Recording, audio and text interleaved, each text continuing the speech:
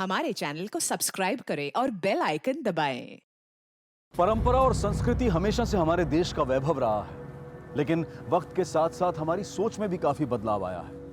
लेकिन आज भी हमारे देश में ऐसी कई विचारधाराएं हैं जो उन्हीं बीते दिनों में फंसी हुई हैं। धर्म और संस्कृति के नाम पर हमने बहुत सारी चीजों को खुद ही सही और गलत की कैटेगरी में बांट रखा है, और इसी सो कॉल्ड संस्कृति को बचाने के लिए हम किसी भी हद तक चले जाते हैं।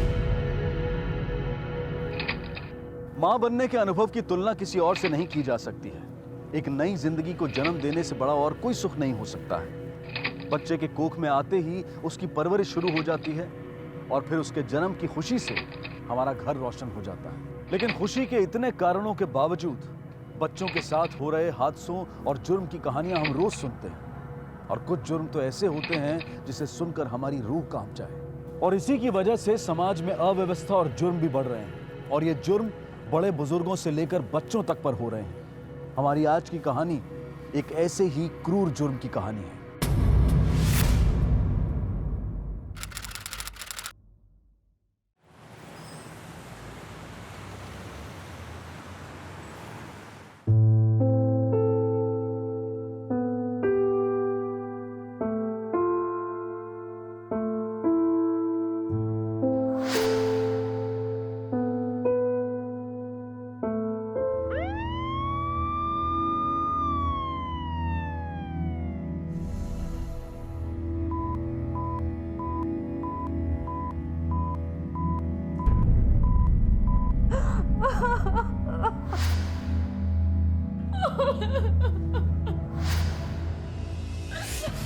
अस्मी मत रो।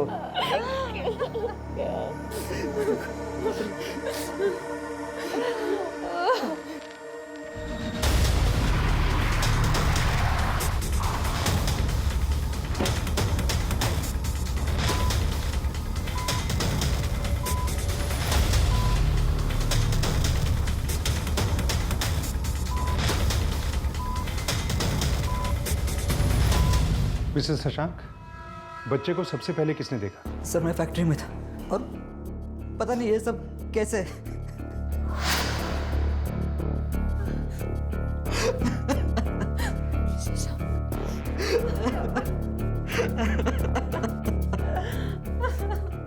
कोई बात नहीं, आप संभालिए अपने आप को।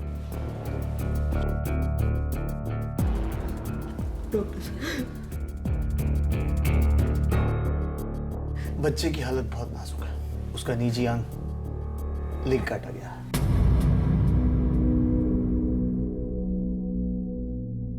मेरा बच्चा, कोई उसके साथ ऐसा कैसे? डॉक्टर साहब वो ठीक तो हो जाएगा ना? देखिए, मैं कोई झूठा दिलासा तो नहीं देना चाहता, क्योंकि खून काफी बह गया है और वो बहुत नन्ही सी जान है। अगले 24 घंटे काफी क्रूशियल है। हम पूरी कोशिश करेंगे।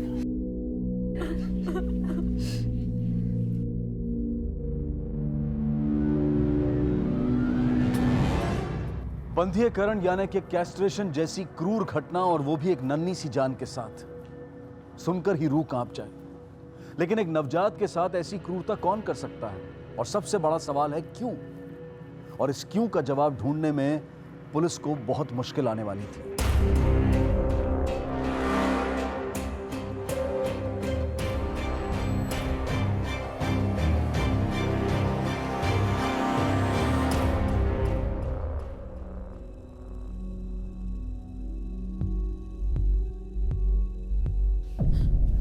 मुझे मेरे बच्चे से मिलना है। अभी उसकी कंडीशन बहुत क्रिटिकल है, आप धीरज रखिए।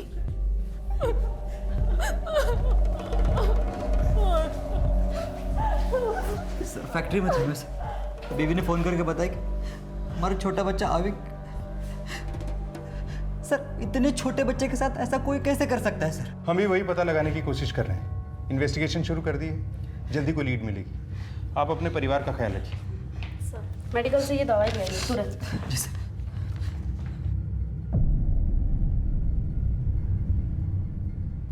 बचना नहीं चाहिए वो। इंस्पेक्टर साहब, जिसने भी ये घिनौनी हरकत की है वो बचना नहीं चाहिए। लेकिन उसके लिए आपको हमारी मदद करनी होगी अस्मी जी। मैं आपकी मदद कैसे कर सकती हूँ सर? उस दिन क्या हुआ था?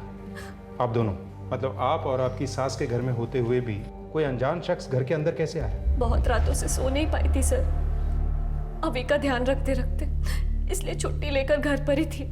और जब अभी सो गया,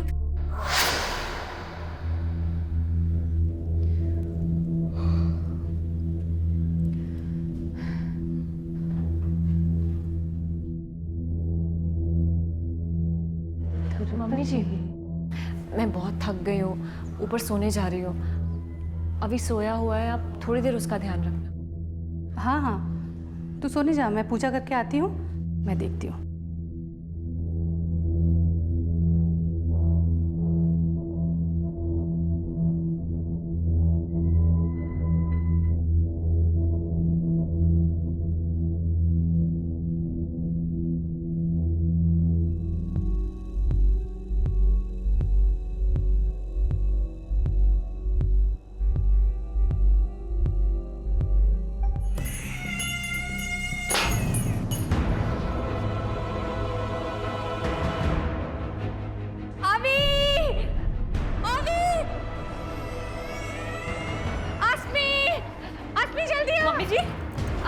मम्मी जी जल्दी आ बेटा, यावी को क्या हो गया? मम्मी जी, मम्मी जी, अभी अभी मेरा बच्चा, अभी अभी। देखा जी, शांत हो जाइए। क्या आपने किसी को भागते हुए देखा था? नहीं। क्या हुआ होगा अस्मी जी के बच्चे को? पता नहीं, पुलिस पूरे घर की तलाशी कर रही है।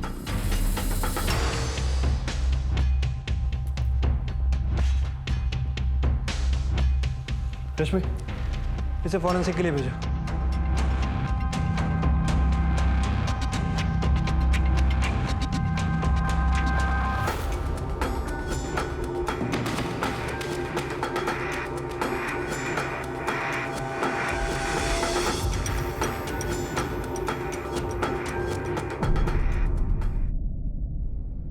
क्या हुआ बेटा? पता नहीं पापा, पुलिस आई हुई है।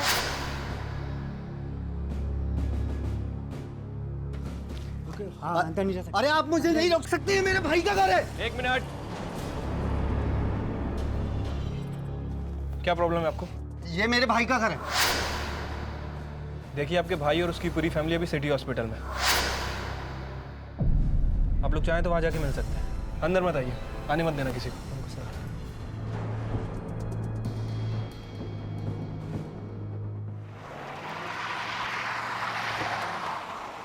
सर, कैंची का इस्तेमाल किया गया था, घर में ही मिली थी। सर, मैंने फॉरेंसिक टेस्ट के लिए भेज दी है। ऐसा कौन कर सकता है? सर, जिसने भी किया बड़ी आसानी से घर में घुसा और ये कांड करके चला गया। इसके पीछे कोई साधारण कारण तो हो नहीं सकता, क्योंकि बच्चे को जान से मारने की कोशिश नहीं की गई। सिर्फ उसे बधिया बनाने के उद्देश्य से उसके निजी अंग पे वार किया गया। इसके पीछे जरूर कोई पागल मनोवैज्ञानिक कारण जुड़ा हो सकता है सर। एक रूपरेखा तैयार करो, कौन ऐसा जुर्म कर सकता है? क्या किसी को बेटा पैदा होने से तकलीफ थी, या फिर लड़के को अपने लिए कोई खतरा समझता हो? ठीक है सर। सर, मैं अड़ोस पड़ोस में भी पूछताछ करवाता हूँ। तब तक बच्चे के माँ बाप से एक बार फिर से बात करके देखते हैं, शायद अब वो कुछ बताने की स्थिति में हो। ठीक है सर।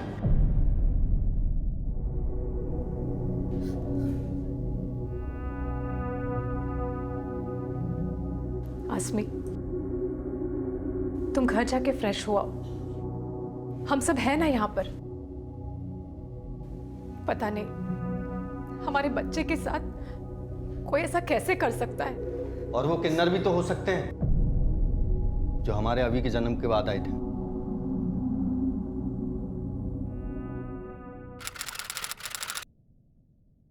हाय हाय, लाओ बधाई ला बच्चे की। अरे, अब कुछ दिन पहले मैंने आपको 2000 रुपए दिए थे, आप लोग फिर आ गए।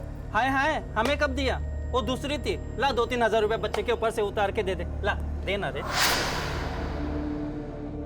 क्या है तुम लोगों का? एक बार में समझ में नहीं आती, जब देखो मुंह उठा के चले आते हैं, पैसे का पेड़ में उगते हैं। निकलो यहाँ से। शशांक, तुम इन लोगों को नहीं जानते, ये लोगों को डरा डरा कर उनसे पैसे हड़पते हैं। मैंने कहा निकलो यहाँ से। हाय, क्या हड़पते हैं रे? खुशी से 2-3 हजार रुपया बच्चे से उतार के मांग रहे। चल चुपचाप दे दे 2-3 हजार रुपया। चल ला। धमकी? धमकी किसको दे रहा हो? निकलो यहाँ से। गलत लोगों से पंगा ले रहा है तू, पछताएगा, एक दिन पछताएगा। श्राप लगेगा तुझे, तेरे बच्चे को, देखना। श्राप लगेगा? क्या श्राप लगेगा? भैया चुप हो जाओ तुम प्लीज। ये पैसे लीजिए। चल चल, नहीं चाहिए तेरे पैसे मुझे। चल, भिखारी समझ के रखा है क्या? पछताएगा, एक दिन पछताएंगे तुम लोग, देखना। सर वो उस दिन बहुत बददुआ देकर गई थी, वो कुछ भी कर सकती थी। उसके बारे में तो पता चल ही जाएगा, लेकिन वो घर के अंदर कैसे घुसी जो अंदर से बंद था, और कोई रास्ता भी नहीं है घर में आने का। ये घर की चाबी किसी और के पास भी होती है क्या? हाँ, एक चाबी मेरे घर पर है, लेकिन सिर्फ उस दिन मेरे बच्चे घर पर थे। मैं और हर्षनी तो ऑफिस गए हुए थे। आपके बच्चों की उम्र क्या है? मेरा बेटा मानव 13 साल का है और पिंकी 6 साल की। अब आप ये मत सोचने लगे कि ये काम मेरे बच्चों ने किया होगा। आप कुछ जल्दी ही अग्रेसिव नहीं हो जाते? बच्चों से पूछताछ तो करनी होगी।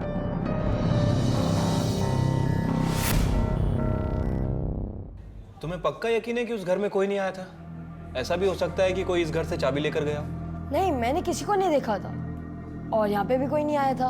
हो सकता है तुम्हारा ध्यान ना गया हो, तुमने ध्यान ना दिया हो। बच्चा थोड़ी ना हूँ मैं। जब मम्मी पापा ऑफिस जाते हैं तो पिंके का ख्याल मैं ही रखता हूँ। 1 मिनट के लिए भी नजर नहीं हटती है मेरी। पिछले कुछ दिनों में तुमने किसी संदिग्ध आदमी को देखा? नहीं अंकल। नहीं सर, ऐसा तो कुछ भी नहीं देखा था। Thank you.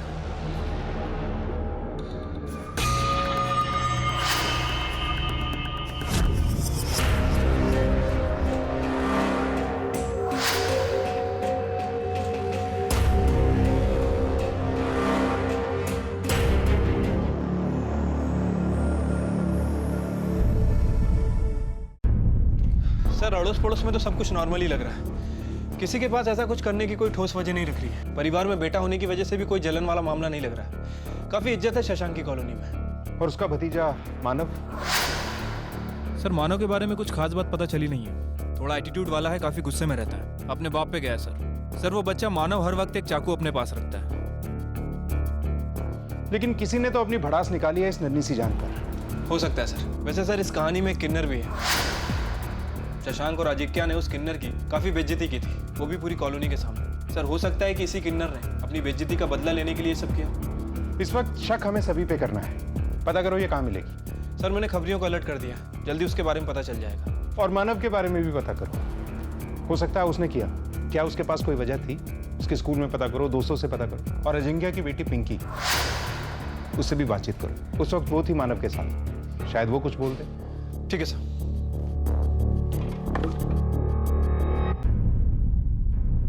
बेटा, घबराने की कोई जरूरत नहीं है। अगर आपको कुछ पता है तो आप हमें बता सकते हो। बेटा, अंकल जो पूछ रहे हैं वो बोलो। डरना नहीं, गुड गर्ल। आप अपने चाचा के घर जाते हो? जब अभी हुआ था, जब गए थे, पापा लेके गए थे। आपको अभी पसंद है? अच्छा, आज सुबह आप कहाँ थे? आज स्कूल की छुट्टी थी, आज हम लोग घर के अंदर थे। आपका भाई घर से बाहर गया था? नहीं, वो तो टीवी देख रहा था। और आपके मम्मी पापा? ऑफिस में। सर, मानव की क्या दुश्मनी हो सकती है अभी और शशांक से? हम तो उनके परिवार के इतने करीब भी नहीं थे। क्यों? शशांक और अजिक्या तो सगे भाई है ना, फिर भी। हाँ, पर वो दोनों अपनी अपनी लाइफ में बिजी है और मैं भी जॉब करती हूँ, और आजकल कहाँ वक्त मिलता है किसी से मिलने जुलने का। मेरा कुछ खा लो, ले लो, खा लो।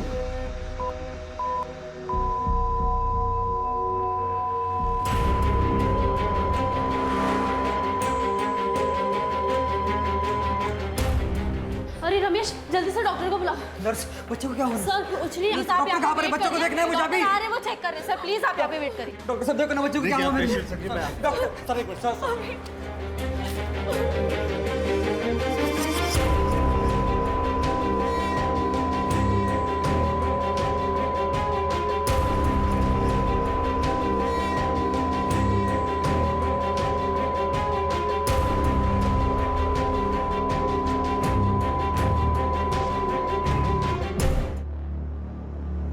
ला दे राजा, कुछ दे दे।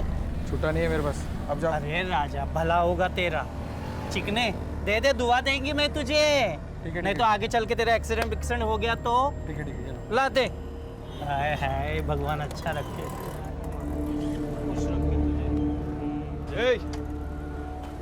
सलाम साहब। क्या नाम है तेरा? लक्ष्मी। बहुत बद्दुआएं दे रही लोगों को, क्या बात है? अरे कहाँ साहब, लोग या तो श्रद्धा से पैसे देते या तो डर के। कुछ दिन पहले यही बोलकर आई थी ना एक कॉलोनी में बच्चे के बाप को, जब उसने पैसे देने के लिए मना कर दिया था। याद आया? याद दिलाऊं? गलत लोगों से पंगा ले रहे तू, पछताएगा, एक दिन पछताएगा। शाप लगेगा तुझे तेरे बच्चे को, देखना। अरे साहब, उसका भाई बहुत गुस्सा कर रहा था, गाली गलौज कर रहा था। हमारा भी कुछ आत्मसम्मान है कि नहीं? पैसे दे रहा था हमको, लेकिन नहीं, हम पैसे लिए बगैर वहाँ से चले गए हम लोग। चली तो गई, लेकिन गुस्सा तो होगा ना तेरे दिल में। बदला लेने की कोशिश तो की होगी ना तूने? अरे साहब, ऐसे ही हम बदला लेने लगे, राह चलते पता नहीं कितने लोगों को मारना पड़े हमको। ये तो हमारा रोज का काम है। वो किस्सा तो मुझे याद भी नहीं था। और जाओ, गुनहगार को पकड़ो, और कुछ मदद लगे तो मैं हूँ यहाँ, मुझे बुला लो। चलो, जय हिंद।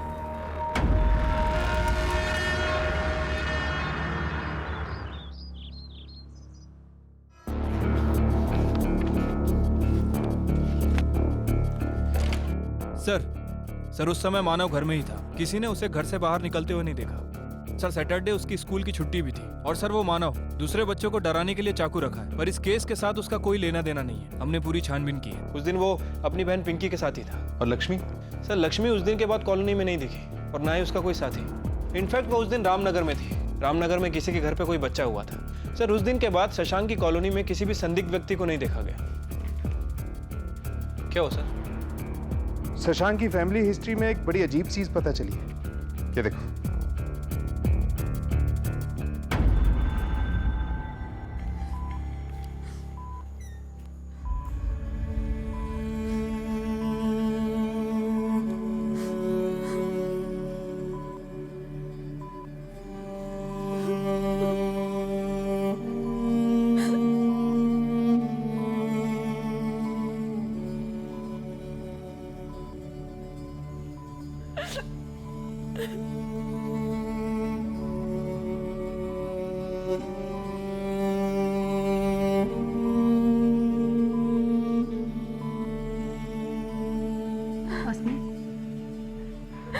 ले बेटा, प्रसाद खा ले।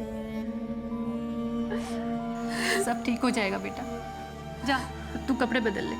कल से यही कपड़े पहने हुए हैं तूने। मैं कहीं नहीं जाऊंगी।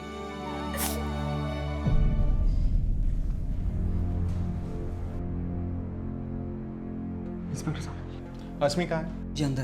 बुलाइए, हमें उनसे कुछ बात करनी। सर आप मुझसे पूछ लें, क्या बात है सर? देखिए, बेहतर होगा हम उन्हीं से बात कर लें। आप बुलाइए उन्हें। नर्स, अस्मी जी को बुलाइए। जी।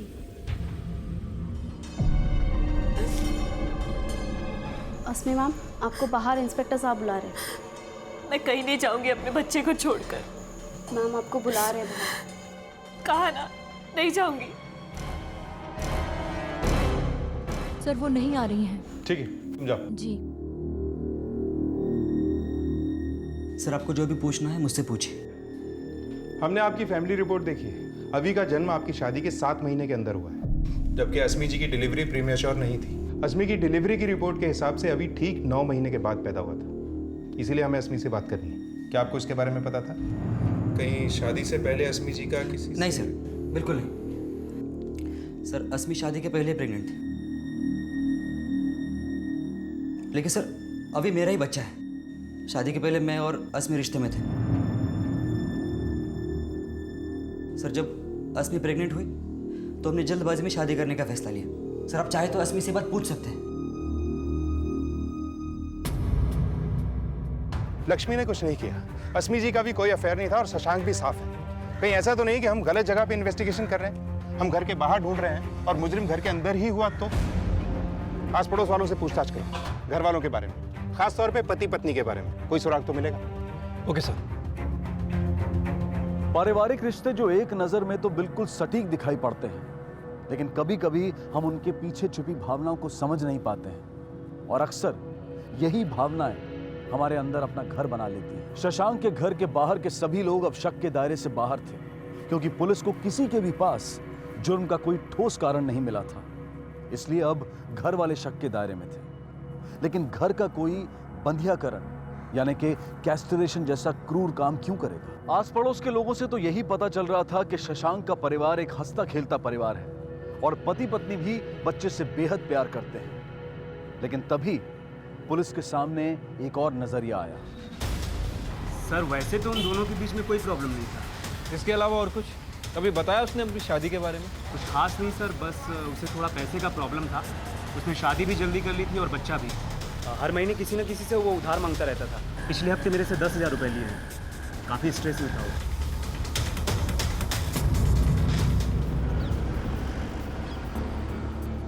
सिर्फ पैसों की तंगी की वजह से कोई अपने ही बेटे के साथ ऐसा कर सकता है क्या? सर हो सकता है कि बेटे को सारी परेशानियों की जड़ मानता हो। जो भी प्रॉब्लम उसे हो रही हो, इस सब का कारण वही हो। नहीं, ऐसा होता तो बच्चे को जान से मारता। ये रीज़न नहीं हो सकता। लेकिन जब तक असली रीज़न नहीं मिल जाता, शशांक पर नज़र बनाए रखो और पता करो कि वारदात वाले दिन वो ऑफिस में था या नहीं। ठीक है सर। इंस्पेक्टर साहब, आप मुझ पे शक कर रहे हैं? मैं भला अपने बेटे के साथ ऐसा कैसे कर सकता हूँ? ये तो आप ही बताएंगे। अगर आपने कुछ नहीं किया तो झूठ क्यों बोला कि वारदात के वक्त तो आप ऑफिस में थे? मतलब कि आप फैक्ट्री गए ही नहीं थे। देखिए, आपका बेटा एडमिट है, इसलिए शराफत से बैठा के पूछताछ कर रहे हैं, वरना हमारे तरीके तो सुने ही होंगे आपने। मैं उस दिन फैक्ट्री नहीं गया था। तो कहाँ गए थे? सर मैं और एक जॉब करता हूँ। अभी एक और जॉब कहाँ से आ गई? पहले क्यों नहीं बताया? असल में बताने लायक कुछ है ही नहीं सर मैं कैब चलाता हूँ।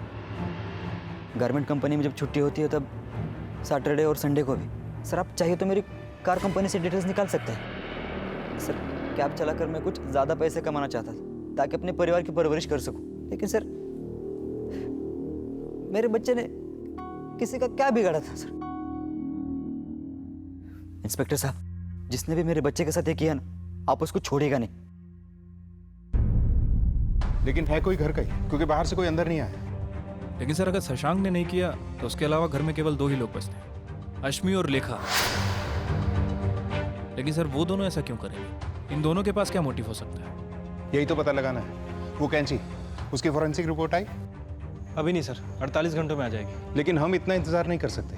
अगर ये कांड घर में से ही किसी ने किया है तो बच्चे की जान को अब भी खतरा हो सकता है। एक कांस्टेबल हर वक्त हॉस्पिटल में तैनात रखो, आईसीयू के बाहर। तब तक इस सास और बहू से बात करते हैं।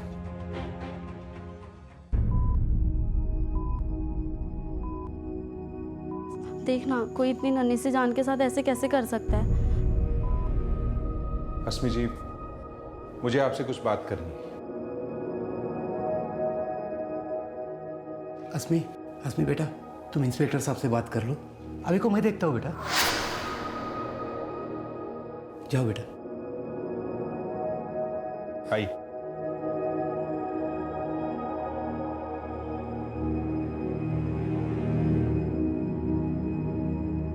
अस्मी जी, हमारी इन्वेस्टिगेशन एक अजीब से मोड़ पर आकर फंस गई। इसलिए मैं आपसे पूछना चाहता हूँ, आपको क्या लगता है इस सब में आपके पतिदेव या सासू माँ का हाथ हो सकता है? ये क्या कह रहे हैं सर आप? ऐसा कैसे हो सकता है? देखिए, हमने सभी संदिग्धों को टटोल कर देख लिया है, कुछ भी नहीं मिला। इस सब में किसी घर वाले का ही हाथ है, क्योंकि किसी बाहर वाले की घर के अंदर तक पहुंच नहीं हो सकती। सर, शशांक ये सब करने के बारे में सोच भी नहीं सकता। और मम्मी जी? साहब, मेरा बेटा और बहू तो जान छिड़कते हैं अभी पर। वो दोनों ऐसा कुछ नहीं कर सकते साहब। लेखा जी, ठीक से याद करके बताइए। हो सकता है कि आप हमारी कुछ मदद कर सकती हैं। अभी के जन्म के बाद आपके बेटे और बहू में कुछ बदलाव आया? सर, वो मम्मी जी अभी के जन्म से पहले बहुत खुश थी। शशांक के ना होने पर हमेशा पास में रहती थी। मेरा अभी का बहुत ध्यान रखती थी।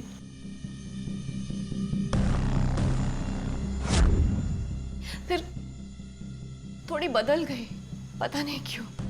अस्मी थोड़ी चिड़चिड़ी हो गई थी, बहुत डिप्रेस रहने लगी थी अभी के जन्म के बाद। कुछ अलग सा बर्ताव करने लगी।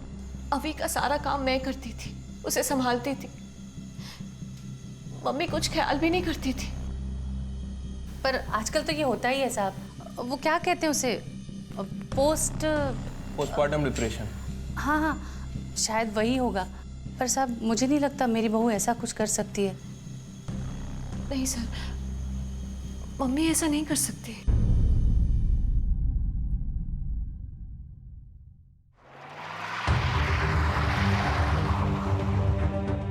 सर, अश्मी और लेखा, इन दोनों में से कोई भी शशांक के ऊपर उंगली नहीं उठा रहा है। लेकिन कोई प्रॉब्लम तो है, क्योंकि दोनों में से कोई भी एक दूसरे के प्रति शक जाहिर नहीं कर रहा है। सर, ऐसा भी हो सकता है कि बेटे और पति के प्यार में आकर ये दोनों शशांक के ऊपर आंख बंद करके भरोसा कर रहे हैं। सर, ठीक है, जाओ। शशांक सच बोल रहा था। वारदात के वक्त वो कैब चला रहा था, तब ये अस्मी ने उसे फोन भी किया था। अब देखते हैं कि ये शशांक साहब किससे ज्यादा प्यार करते हैं और क्यों।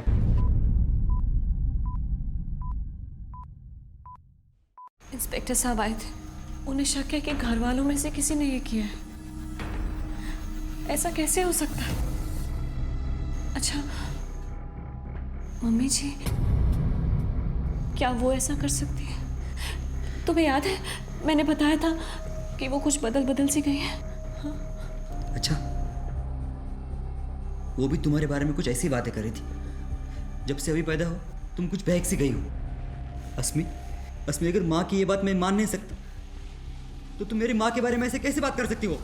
वो मुझे दोष दे रही थी। और तुम भी तो मुझे दोष दे रही हो। तुम मुझ पर इल्जाम कैसे लगा सकती हो बहू? मम्मी जी, आप सच में बदल गई है। पहले तो बहुत ध्यान रखती थी हमारा, अब आपको प्रॉब्लम है ना हमसे, तभी ऐसे बर्ताव कर रही है हमारे साथ। हाँ? एक मिनट, क्या लगा रखा ये? हॉस्पिटल है, तमीज से रहिए। डॉक्टर साहब, अभी कैसे है? अस्मी जी, जब तक वो यूरिनेट नहीं करता हम कुछ नहीं कर सकते। उसकी ज़िंदगी अब भी खतरे में है।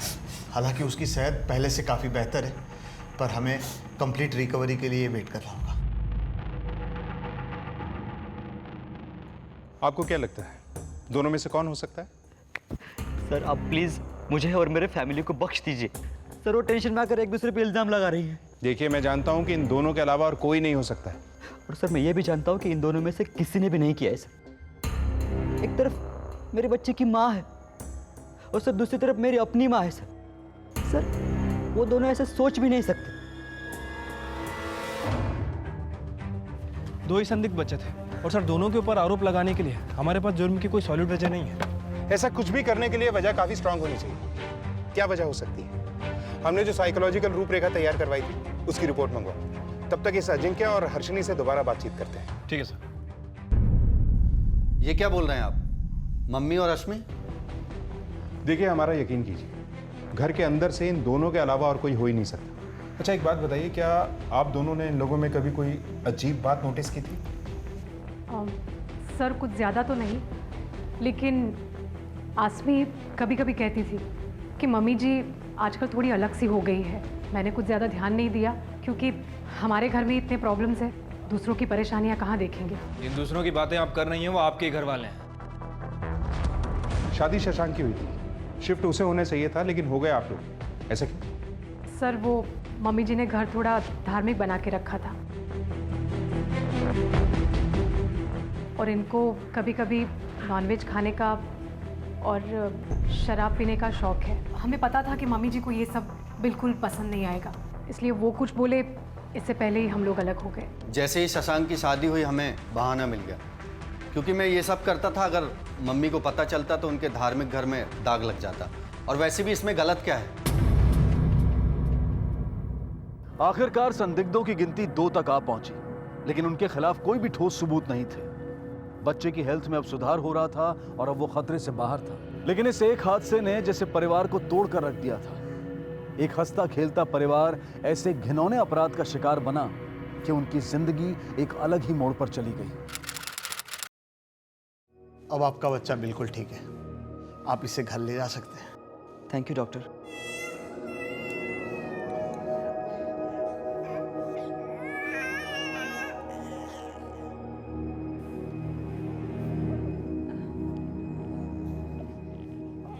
हम सब घर चले? नहीं, मैं उस घर नहीं जा सकती। मम्मी जी है वहां पर।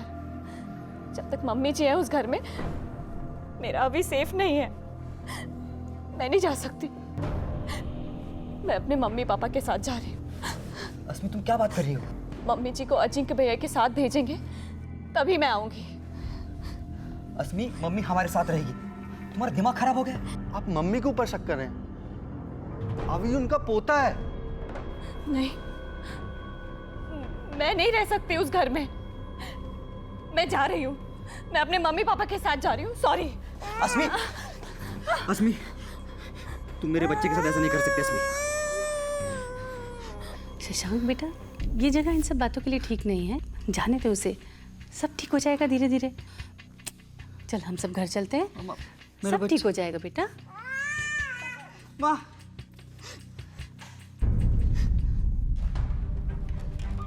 सर अभी को डिस्चार्ज कर दिया गया है, अस्मी उसे लेकर घर जा रही है। ठीक है, बच्चे और माँ बाप पे चौकन्नी नजर रखो। लेकिन अचानक अस्मी को अपनी सास पे इतना गहरा शक कैसे हो? नजर रखो उस पर। ठीक है सर। सर वो कैंची की फॉरेंसिक रिपोर्ट आ गई है।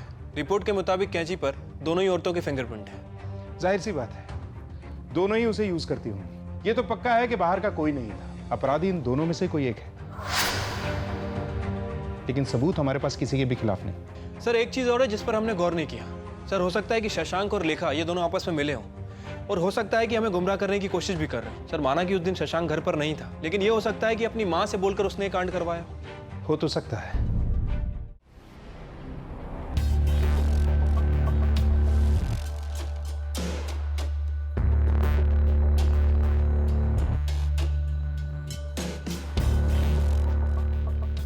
शशांक, चाय ठंडी हो रही है बेटा, तुझे फैक्ट्री नहीं जाना? माँ, इच्छा नहीं हो रही मेरी। शशांक, ये सब जिंदगी का हिस्सा है, तुझे सबसे अपने आप को संभाल कर रखना होगा ना। हम सब है ना, सब ठीक करेंगे। चलो उठ।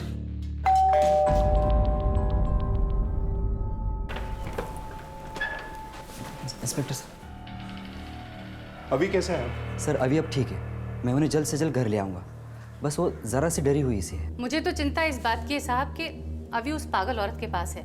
मैं तो शशांक से कह रही हूँ कि अभी को ले आए और भूल जाए उस औरत को। माँ बस करो अब, कितनी बार बता चुका हूँ कि अस्मी अपने बच्चे पे एक आंच तक नहीं आने देगी।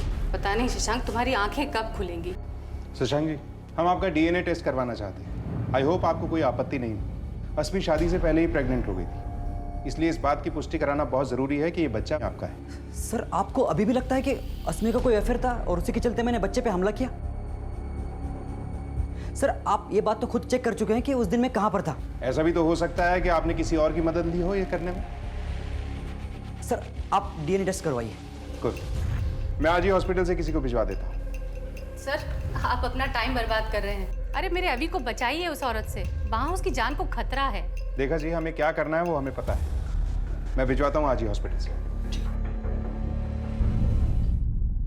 सर शशांक तो बड़ी आसानी से डीएनए टेस्ट के लिए मान गया। मतलब वो मकसद नहीं है, फिर कौन हो सकता है? सर लेखा जी को पूरा भरोसा है कि यह काम उसकी बहू ने किया है। आज तक कभी उसे ऊंची आवाज में बात करते हुए नहीं देखा। आज पहली बार वो यही कह रही थी कि यह काम उसकी बहू ने किया है। सर हो सकता है कि बच्चे की चिंता में काफी टेंशन में हो। शायद। अस्मी के मायके जाके चेक करते हैं। ठीक है सर।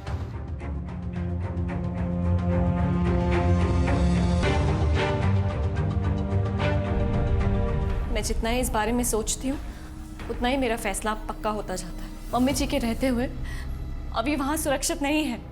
आपकी मम्मी जी भी बिल्कुल ऐसा ही बोलती हैं। वो तो कहेंगी ही, लेकिन अभी वहाँ सेफ नहीं है, ये आप लोग भी जानते हैं। और हम भी इस बात का ध्यान रखें कि आपका बेटा पूरी तरह से सुरक्षित रहे।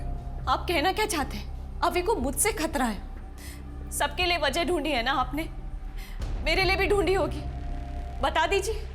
गुस्सा, नाराजगी, बच्चे की वजह से आपको शादी करनी पड़ी, अपना करियर, अपनी लाइफ छोड़कर। तो इस बात का तो गुस्सा होगा ना आपको बच्चे पर।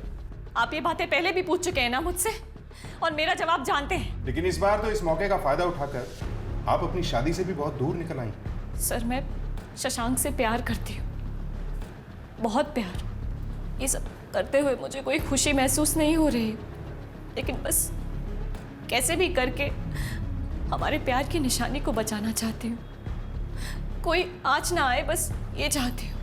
मैं आपकी बात समझता हूँ, लेकिन लेखा जी का मकसद फिलहाल साफ नहीं हो पा रहा है। हो सकता है उन्हें इस बात का शक है कि ये बच्चा आपके किसी अफेयर का है, शशांक का नहीं। ऐसा कैसे हो सकता है सर? हमने तो मम्मी जी को कुछ बताया ही नहीं था। उन्हें बस इतना पता था कि मेरी प्रीमेच्योर डिलीवरी है और कुछ नहीं। मैंने और शशांक ने किसी को भी ये बात नहीं बताई थी, और खासकर मम्मी जी को, क्योंकि सर उन्हें ये सब चीजें धर्म के खिलाफ लगती हैं। अस्मी और लेखा जी के बीच में पुलिस गोल गोल घूम रही थी। बहुत अफसोस की बात है, लेकिन एक हत्या के पीछे का मकसद शायद आसानी से पता लगाया जा सकता है, लेकिन बंधीकरण यानी कि कैस्ट्रेशन जैसे मनोवैज्ञानिक अपराध की वजह ढूंढना बहुत मुश्किल है। वैसे तो दो सस्पेक्ट्स के बीच में यह केस बड़ी आसानी से सुलझना चाहिए था, लेकिन हर कड़ी के साथ ये केस और उलझता जा रहा था। और तभी पुलिस को साइकोलॉजिकल प्रोफाइलिंग, जिससे कि अपराधी की मानसिक रूपरेखा तैयार की गई, उससे कुछ उम्मीद मिली। सर, इस तरह के अपराधों में मन के अंदर बसा हुआ गहरा क्रोध या नाराज़गी बहुत अहम होती है। ये एक दबे हुए भाव की तरह होता है जो वक्त के साथ उभरता है और गहरा होता जाता है, लेकिन जब ये बाहर आ जाता है तब आप अपना आपा खो बैठते हैं।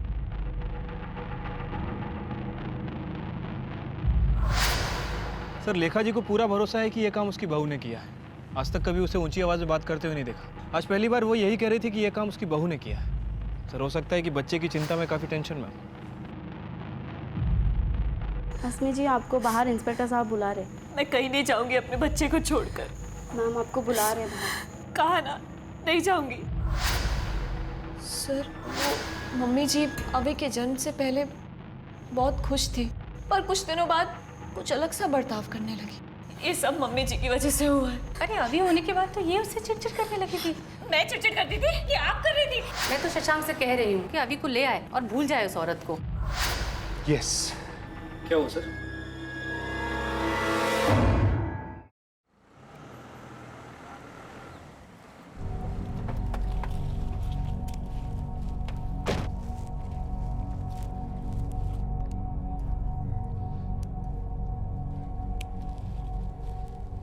लेखा जी, नमस्कार। नमस्कार।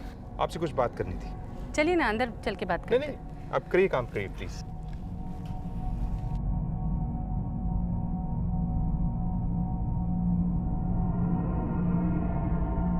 खराब पत्ते काट रही हैं आप शायद। जी। आपको पता था कि आपकी बहू शादी से पहले ही प्रेग्नेंट थी? नहीं। अरे, आपके लिए तो ये बहुत चौंकाने वाली खबर रही होगी जब आपने पहली बार ये सुना होगा।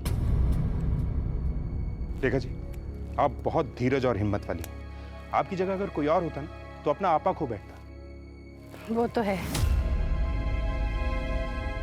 अरे, सरासर गलत बात है, पाप है। समाज ऐसे बच्चे को स्वीकार करेगा?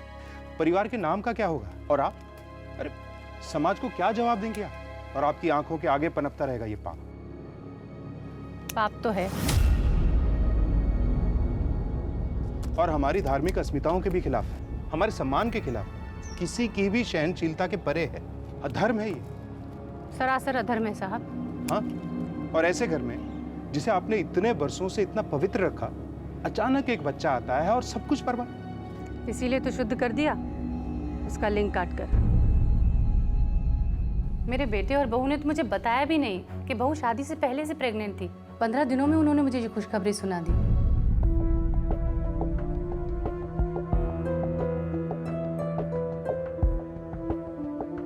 अरे क्या हुआ? क्या बात है? कुछ बोलोगे भी?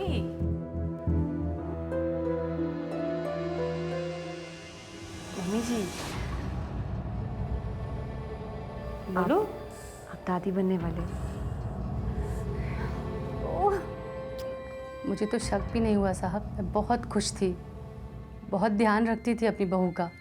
पर उस दिन जब मैं उसे रेगुलर चेकअप कराने डॉक्टर के पास लेकर गई, तब मुझे पता चला। डॉक्टर, बहू और बच्चा सब ठीक तो है ना? हाँ बिल्कुल ठीक है। ये देखिए उनकी रिपोर्ट।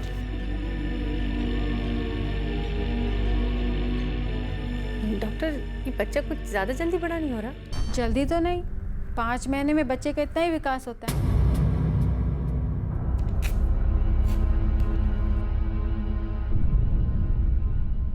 ये लीजिए, सेकेंड ट्राइमेस्टर में ये गोली लेना बहुत ज़रूरी है। गलती से भी मत भूलना और अपनी सेहत का ज़्यादा अच्छा ख्याल रखिएगा। उन्हें लगा कि मुझे सी नाड़ी को कुछ समझ नहीं आएगा। मैंने बहुत सोचा, मैं सब समझ चुकी थी। वो बच्चा एक कलंक था मेरी बहू पर और मेरे परिवार पर। उसके साथ तो यही होना था। उस दिन जब अस्मी उसे सुलाकर सोने गई,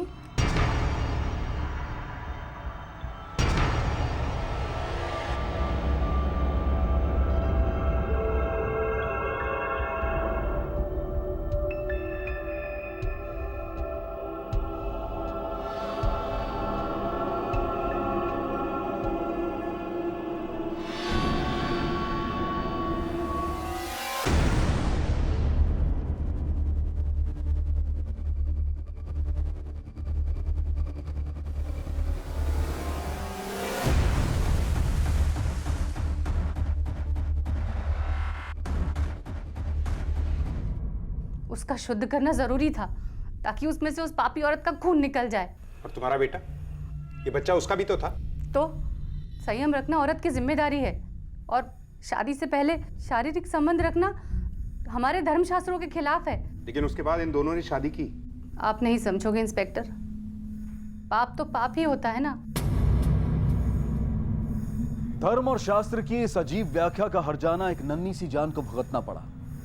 और बड़े दुख की बात है कि एक औरत होकर भी लेखा जी अस्मी के बारे में ऐसे ख्याल रखती थी। और उससे भी ज्यादा दुख की बात यह है कि उन्हें अपने पोते से जरा भी लगाव नहीं था। उस बच्चे की गलती सिर्फ इतनी सी थी कि वो उनकी मर्यादा के दायरे के अंदर पैदा नहीं हुआ था। लेकिन ये दायरे बनाने का हक हमें देता कौन है? और इन सब बातों में उस नन्ही सी जान अभी का क्या दोष था? दादी और पोते के अटूट रिश्ते पर यह किस्सा हमेशा के लिए एक काला अध्याय बनकर रहेगा। इसमें मुझे माफ कर दो। मुझे नहीं पता था कि मेरी माँ इस इट्स ओके शशांक, इसमें तुम्हारी गलती नहीं थी।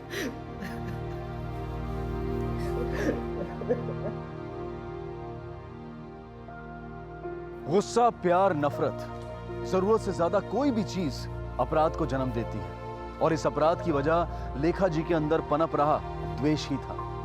ईश्वर और धर्म में अटूट श्रद्धा रखना गलत नहीं है, लेकिन फिर कौन सा धर्म और ईश्वर एक मासूम बच्चे पर इस तरह के अपराध को सही साबित कर सकता है? तब कहां जाता है भगवान का डर? धर्म के नाम पर हम कब तक ऐसी क्रूरता करते रहेंगे?